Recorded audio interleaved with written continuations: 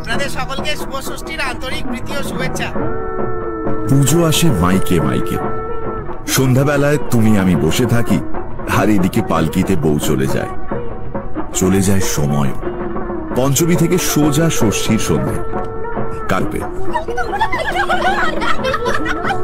তার মধ্যে একজন গোলাপি ওড়না, লম্বা চুল, টান টান বিনুনি করে বাঁধা।